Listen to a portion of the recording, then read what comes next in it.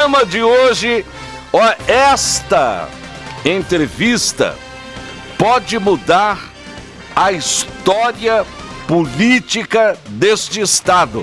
Eu estou recebendo meu querido amigo Dr. Antônio César Lacerda Alves, presidente do PSD municipal. Faz muito tempo que a gente não se vê, mas nós sempre estamos sabendo um do outro. Bom dia, Lacerda. Bom dia, B. É uma satisfação muito grande estar aqui contigo, com o Índio, com o GG, falar ao ouvinte da difusora Pantanal 101.9, e, portanto, cumprimento todos os seus ouvintes. E, ao mesmo tempo, trago e puxo para a memória uma lembrança das mais saudosas de uma época, de um tempo, em que a gente se encontrava todo domingo lá em Terenos. No Júlio, na Marta. Do ano 2006, lá no Júlio César da Costa Carvalho, com a Marta, com os meninos. Depois lá na casa do Duim, a gente se encontrava lá no Rubens Vilauba. Rubens Vilauba, exatamente. O casal Tereza Cristina e Caio sempre presentes lá conosco, lembra? A gente falava de política, falava de histórias de Mato Grosso do Sul, do mundo, do Brasil, e foi uma época que eu te digo que nunca mais me esquecerei dela. Você se transformou num grande radialista desde lá para cá. A Tereza, logo em seguida, em 2007, assumiu a pasta de secretária de produção, agronegócio, desenvolvimento, turismo, desenvolvimento a vida econômico. Mudou. Turismo mudou. Hoje, nossa ministra, importante ministra do governo Bolsonaro, com a tua história, tenho um orgulho demais dos dois e muito orgulho da nossa história. Mas é isso, B. Estamos por aqui. Mas nós também temos muito orgulho de você, porque você tem sido uma pessoa especial na nossa política, principalmente por presidir o PSD municipal, que é o partido do nosso querido prefeito Marquinhos Trade. Verdade. Lacerda, o PSD, que é o partido que você preside no municipal, quer metade de tudo ou tudo do nada? O que prefere o seu partido? Claro, a gente luta para acrescentar, crescer, e a metade sempre é mais. A metade de algo é sempre melhor do que o tudo do nada. Com certeza. Marquinhos sai mesmo candidato a governador do estado? Olha, pela vontade do partido, ele sairia? Pela vontade do partido, eu te dou razões para dizer que sim. Mas eu, antes de responder essa pergunta, eu queria fazer uma pequena digressão. Por favor, esteja à vontade. Para que a gente possa compreender o porquê, o que é que está acontecendo nesse momento. Rapidamente dizendo, o Marquinhos formou-se no Rio de Janeiro em 1996, na Universidade Federal do Rio de Janeiro, veio para Campo Grande, sua cidade natal, e aqui trabalhou, aqui exerceu a sua profissão. Ao longo do período do exercício da profissão, foi professor universitário em praticamente todas as faculdades de Direito aqui do município. Ele, com 10 anos de carreira, ele foi convidado para exercer o cargo de secretário de Assuntos Fundiários da prefeitura. Era vamos dizer assim, uma pasta completamente diferente daquilo que ele fazia, professor universitário, exercício da advocacia, sobretudo na área criminal, já tinha feito mais de 100 júris, mas o Marquinhos é de aceitar, não é de fugir de desafio, e aceitou. Assumiu a pasta. Seu adjunto é o querido Carlão Borges, hoje presidente da Câmara Municipal. Tinha um outro companheiro com ele, uma espécie de fiel escudeiro, que estava com ele presente em todas as empreitadas dele. Às vezes ele era motorista, às vezes era assessor, às vezes era chefe de gabinete, que é o Delei Pinheiro, que hoje é o secretário da Câmara Municipal de Campo Grande. E ali o Marquinhos iniciou uma trajetória que foi importante na sua vida política.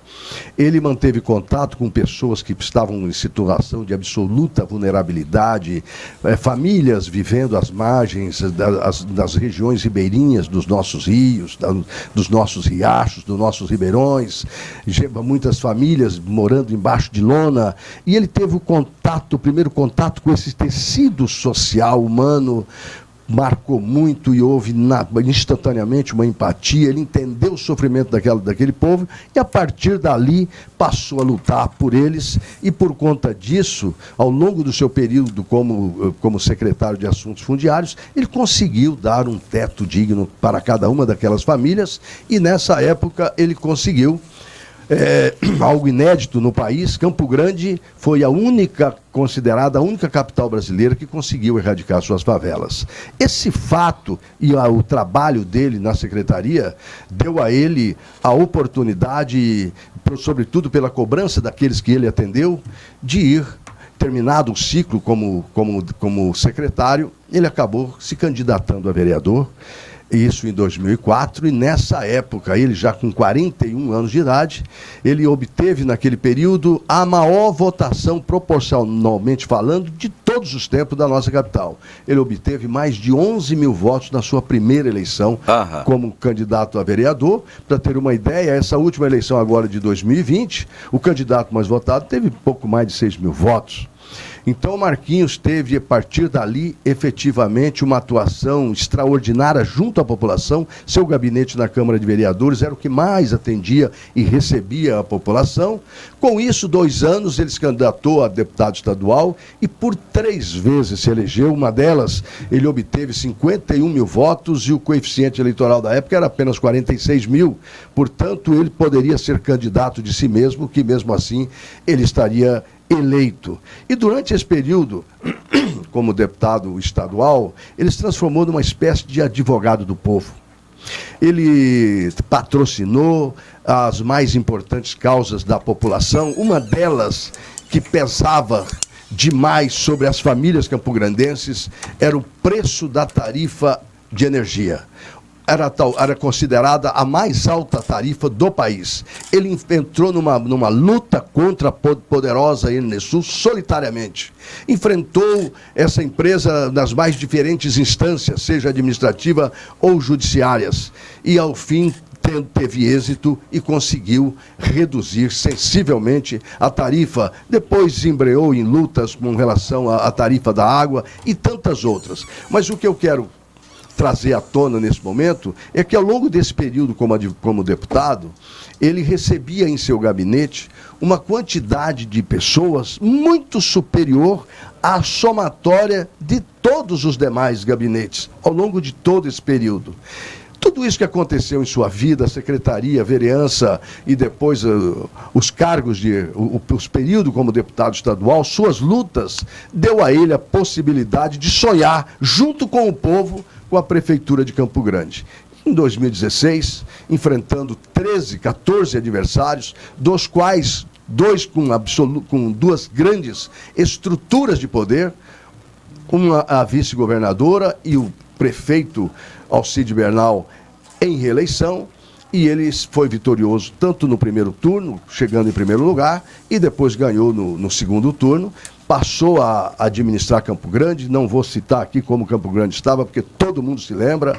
Marquinhos conseguiu, sim, Campo Grande, que de certa forma se agonizava, ele conseguiu dar a ela e devolver ao Campo Grandense o orgulho que sempre teve da sua cidade. Se reelegeu no primeiro turno, um dos poucos prefeitos que se reelegeu no primeiro turno, contra 16 concorrentes. E por que contei toda essa história? Para dizer que desde vereador, a Câmara, o gabinete dele era o que mais atendia gente, depois veio para deputado, o gabinete dele sozinho atendia mais pessoas, mais membros da população do que a somatória de todos eles. E depois, nesses 5 anos como prefeito, Lembre-se que a nossa cidade tem 122 anos de história política, de emancipação político-administrativa.